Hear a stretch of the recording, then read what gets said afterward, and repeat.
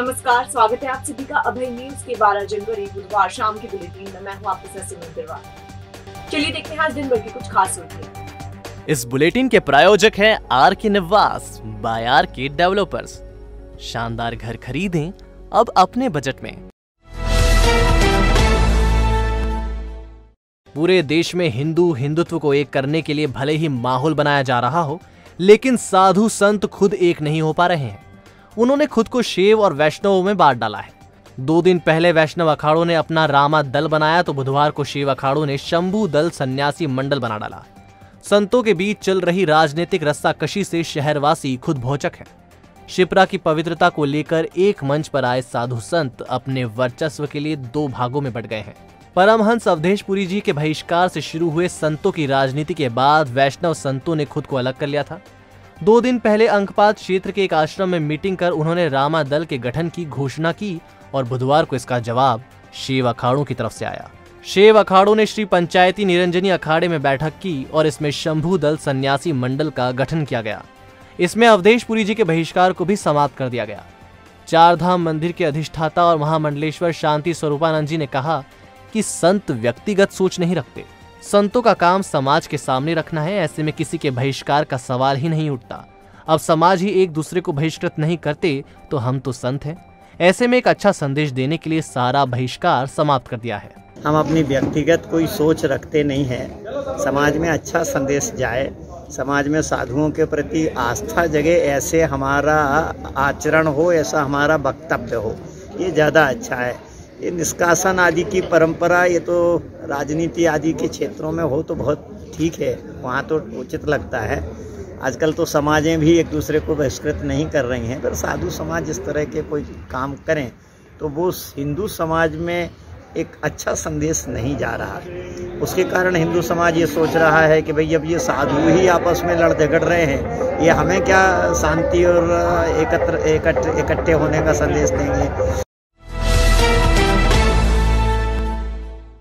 महाकाल थाना पुलिस ने संक्रांति पर्व के पहले अवैध चाइना डोर के चक्रे पकड़े हैं। चोरी चुपके इन्हें बाजार में बेचने के लिए लाया गया था। सीएसपी पल्लवी शुक्ला ने बताया कि इंदौर गेट पर पतंग की दुकान संचालित करने वाले ऋतिक जाधव के पास से 50 चक्री चाइना डोर जब्त की गई। मुखबिर की सूचना पर कार्रवाई की गई। प्रतिबंध के बावजूद युवक चोरी चुपके से चाइना डोर की चक्री बेच रहा था। चक्रियों को जब्त कर युवक पर प्रकरण दर्ज किया गया है। बता दें कि 3 साल पहले ही शासन ने चाइना डोर की बिक्री पर प्रतिबंध लगा दिया था। बावजूद बाजार में धड़ल्ले से चाइना डोर बिक रही है। इसके चलते आए दिन हादसे होते हैं। चाइना डोर पर लगातार महाकाल थाना द्वारा कार्रवाई की जा रही है। ये दूसरी कार्रवाई है जो कि 2IC इंचार्ज बल्लू मंडलोई और उसकी टीम ने लगभग 50 चक्रियां चाइना डोर की पकड़ी है। ये चक्री की कुल कीमत 300 से 500 तक आकलन किया जा रहा है और ये इंदौर गेट से ऋतिक जाधव 20 वर्षीय व्यक्ति है जो 2 बोरे में प्लास्टिक की बोरे में भरकर लाया था, जिसको पकड़ के जब्त कर लिया गया है। उसमें लगभग 15 चक्रियां पकड़ी गई थी जो कि चुलबुल पतंग सेंटर से पकड़ी गई थी। बिल्कुल इसमें सख्ती से कार्रवाई की जा रही है और लगातार थाना प्रभारी और उनकी टीम काम कर रही है। हम लोग सतर्क हैं, जहां पर भी चाइना डोर बेची जाएगी उनको पकड़ के सख्त से सख्त कार्रवाई कर अपराध पंजीबद्ध किया जाएगा। कड़ाके की ठंड के बीच उज्जैन शहर में बुधवार को 2 जगह आग लग गई। पहली घटना मक्सी रोड स्थित श्रीजी पैकर्स में हुई। यहाँ वेल्डिंग के दौरान उठी चिंगारी से प्लास्टिक की शीट ने आग पकड़ ली। हालांकि आग पर समय रहते काबू पा लिया गया। इस वजह से ज्यादा नुकसान नहीं हुआ। इसी प्रकार मक्सी रोड स्थित केसरबाग कॉलोनी में दूसरी वारदात हुई। यहाँ रहने वाले विजय मालवीय के घर में शॉर्ट सर्किट से आग लग गई। घटना के दौरान विजय परिवार के साथ छत पर धूप सेक रहे थे। इस दौरान नीचे मकान में आग लग गई। उनके घर में रखा सामान जलकर खाक हो गया और 2 पहिया वाहन भी आग की चपेट में आ गया। कोरोना की तीसरी लहर से ठीक होने वाले पॉजिटिव 7 दिन में डिस्चार्ज होंगे। अगर डिस्चार्ज तारीख से 3 दिन पहले से उन्हें बुखार नहीं आता तो उनका टेस्ट भी नहीं कराया जाएगा। स्वास्थ्य आयुक्त सुदामा खाड़े ने कोविड प्रोटोकॉल के तहत नया आदेश जारी किया है। इसके मुताबिक कोविड के मंद लक्षण वाले संक्रमित होम आइसोलेशन या फैसिलिटी सेंटर में रहेंगे। 7वें दिन उन्हें डिस्चार्ज कर दिया जाएगा। हालांकि इससे पहले यह देखा जाएगा कि उन्हें पिछले 3 दिन से बुखार नहीं आया हो। ऐसे कोविड संक्रमित जिनका ऑक्सीजन सैचुरेशन 93% अगर 3 दिन तक रहता है और जिन्हें ऑक्सीजन सपोर्ट की आवश्यकता नहीं होती तो ऐसे संक्रमितों को मेडिकल ऑफिसर डिस्चार्ज कर सकते हैं। ऐसे मरीजों को भी कोविड जांच की आवश्यकता नहीं होगी। ऐसे संक्रमित जिनके लक्षणों में सुधार नहीं होता है और जिन्हें ऑक्सीजन की आवश्यकता निरंतर बनी रहती है तो ऐसे संक्रमितों को तभी ही डिस्चार्ज किया जाएगा जब उनके लक्षणों में सुधार हो, वह 3 दिन तक बिना ऑक्सीजन सपोर्ट के सैचुरेशन मेंटेन कर सके। इसी तरह गंभीर रोगी को तभी डिस्चार्ज किया जाएगा जब क्राइटेरिया अनुसार ठीक हो जाते हैं।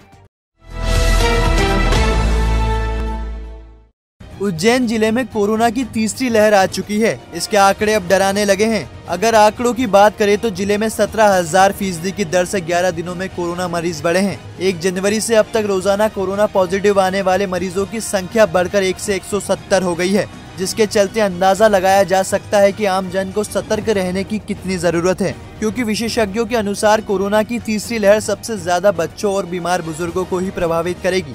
उज्जैन में कोरोना की तीसरी लहर आने की पुष्टि कलेक्टर आशीष सिंह 2 दिन पहले ही कर चुके हैं। कोरोना पॉजिटिव मरीजों की संख्या और संक्रमण दर को देखते हुए ये घोषणा की गई। 1 जनवरी को रिपोर्ट में केवल 1 मरीज संक्रमित पाया गया था, जबकि 11 जनवरी की रिपोर्ट में पॉजिटिव मरीजों की संख्या 170 पर पहुंच गई है। ऐसे ही 1 जनवरी को संक्रमण दर 0.05 से बढ़कर 8.10 पर पहुंच गई, यानी संक्रमण दर में 162 गुना इजाफा देखने को मिला है, जबकि संक्रमितों की संख्या में 17,000% की वृद्धि देखने को मिली है। जिले में 624 एक्टिव मरीज है। ये संख्या 1 जनवरी को केवल 27 थी। कोरोना की तीसरी लहर की रफ्तार पिछली लहर से 10 गुना तेज है। ये आंकड़े बेहद डराने वाले हैं, जिसके चलते आम जन को बेहद सतर्क रहने की आवश्यकता है। विशेषज्ञों के अनुसार कोरोना की तीसरी लहर सबसे ज्यादा 15 साल की कम उम्र के आयु वर्ग के बच्चों और बुजुर्ग, खासकर बीमार बुजुर्गों को प्रभावित करेगी। इसके अलावा बीपी, शुगर और अन्य गंभीर बीमारियों से ग्रसित व्यक्तियों को भी बेहद सतर्क रहने की आवश्यकता है। इसी बीच राहत वाली खबर यह है कि जिले में जितने भी कोरोना मरीज हैं, उनमें से कुछ एक को छोड़कर सभी की हालत नियंत्रित है। वर्तमान में कोरोना से एक भी मौत का मामला सामने नहीं आया है, लेकिन इसका कतई मतलब ये नहीं है कि लापरवाही बरती जाए, क्योंकि कब ये लहर घातक हो जाए इसका सही अंदाजा लगाना बेहद मुश्किल है।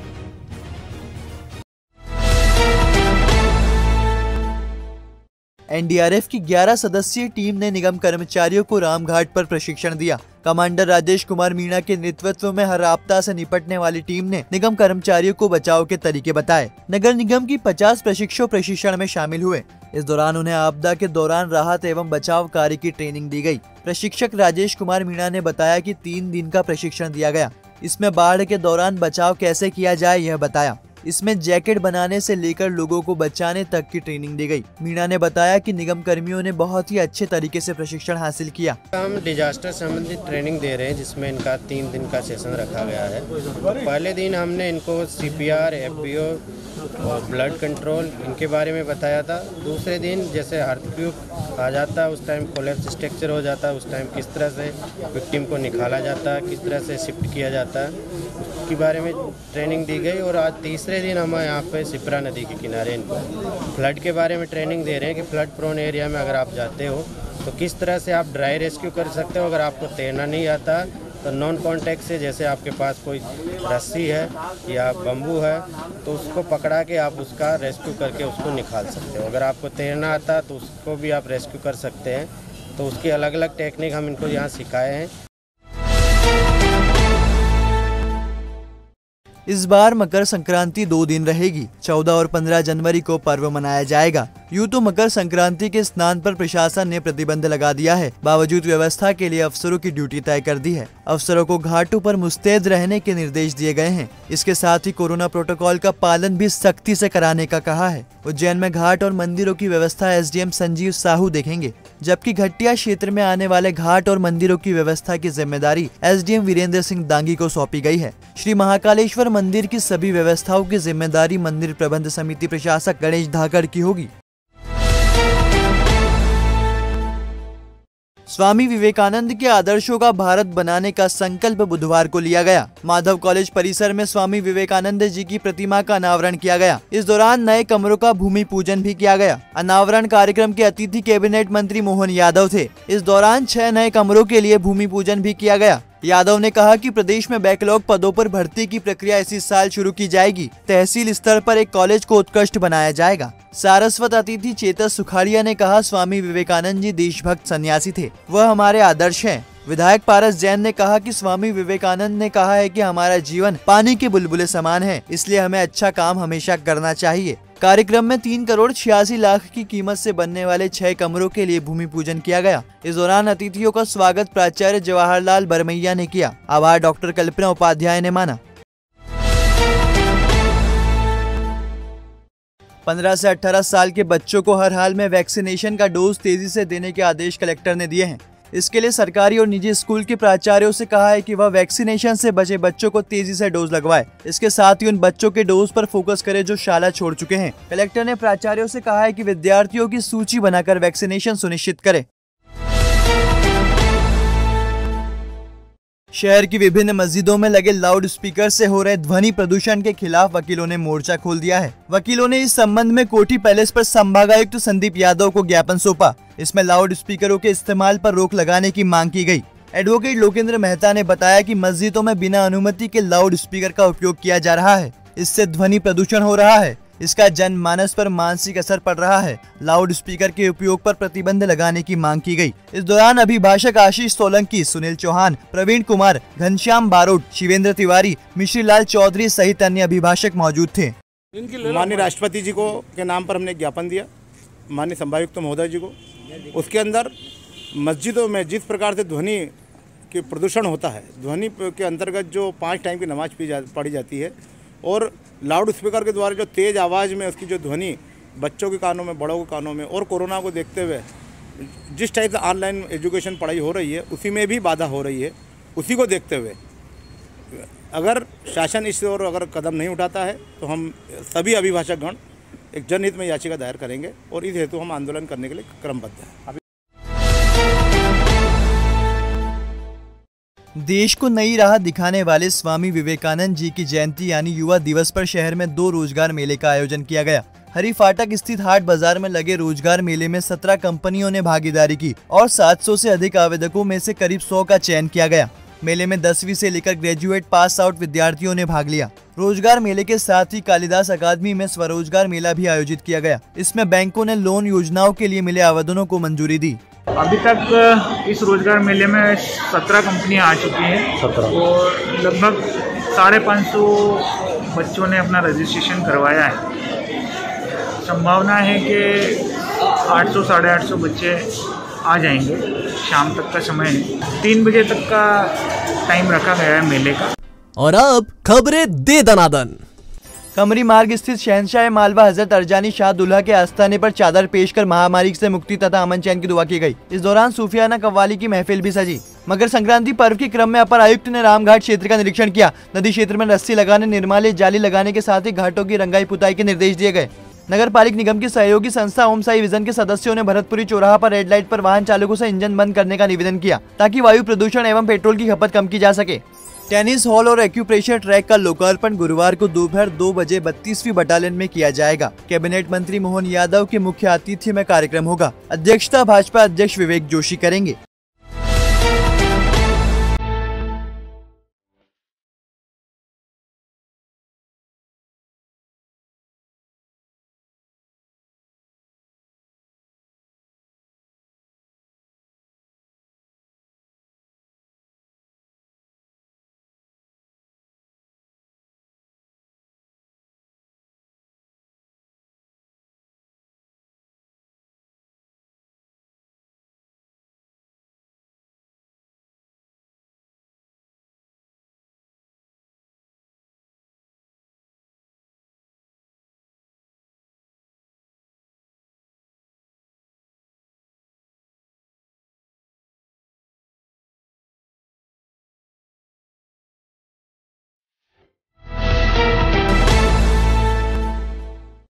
तो आपने देखी आज की कुछ ताजा खबर। अगर खबरों को लेकर आपके पास कोई फीडबैक है तो हमें जरूर बताइएगा। कल फिर मिलेंगे इसी समय। नमस्कार।